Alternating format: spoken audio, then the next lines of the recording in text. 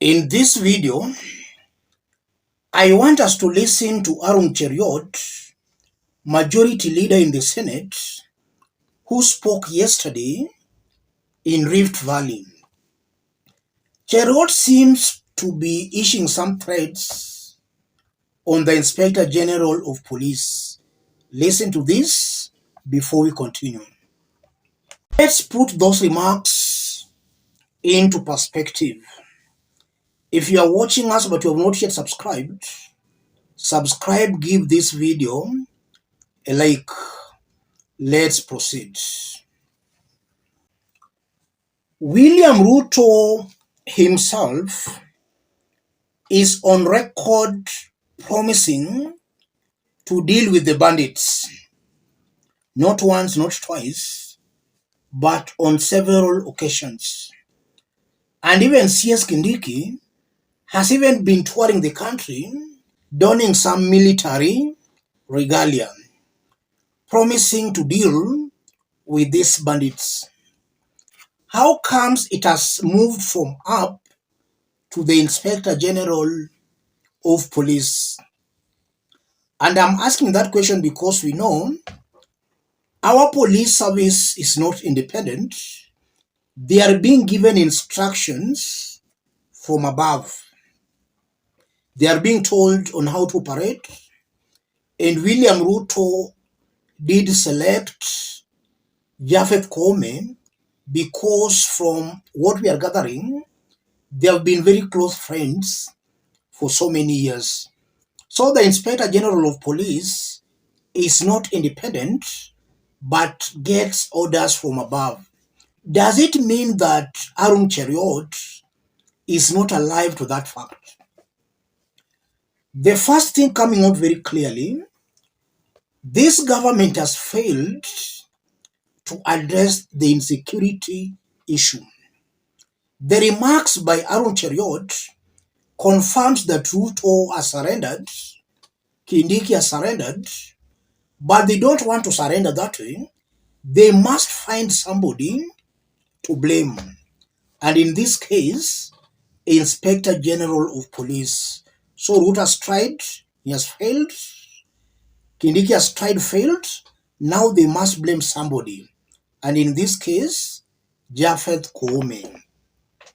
Secondly, I'm seeing a likely possibility where Ruto's government can sacrifice some government officials to create an impression that those officials are the ones failing the government, or rather failing William Ruto. So if at all Japheth Koome has to be sacrificed, then that is a deliberate sacrifice to save Ruto and his government. But looking at it objectively, I don't think William Ruto will agree to sacrifice Japheth Koome, because if anything, he knows Japheth Koome is just but mtu wake wa mkono. And if at all he agrees to sacrifice him, then it's just for PR. And also listening to Cheruyot, I'm seeing a very clueless Kenya Kwanza government. A government that does not know how to handle issues. It's a government that came to power on the basis of lies and propaganda, so they must use the lies and propaganda to sustain their rule. And that's what Cheruyot is just trying to do. And in our earlier analysis today, we also saw Linturi trying to pass the blame that there is no fake fertilizer.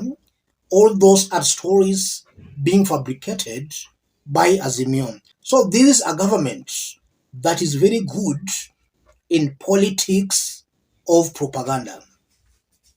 Having said that, what stops William Ruto from resigning? Because it's very clear that almost everything in this government is failing. And the housing units, these ones we're being told are affordable, that one will also backfire very badly when all will have been said and done. And just as I've been explaining here, that will be one of the biggest scams in Kenya.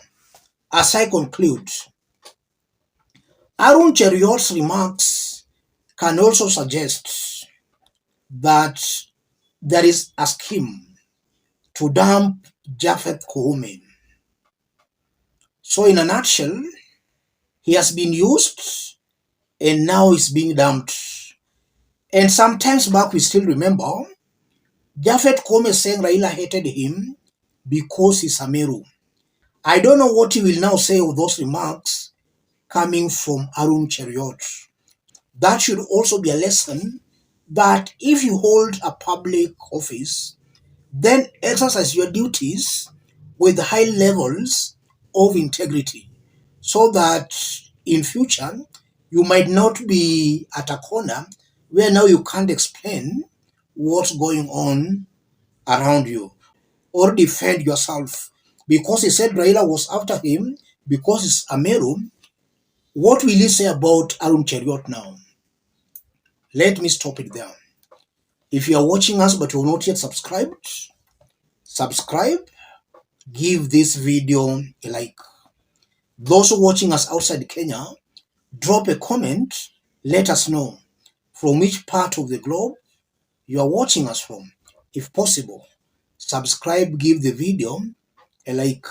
The remarks confirms beyond any reason of doubt there might be a plan to dump the Inspector General of Police, or that might just be a deliberate scheme to pass blame, to continue lying to Kenyans that the government is still in control, but people who have been given the jobs are the ones failing the government.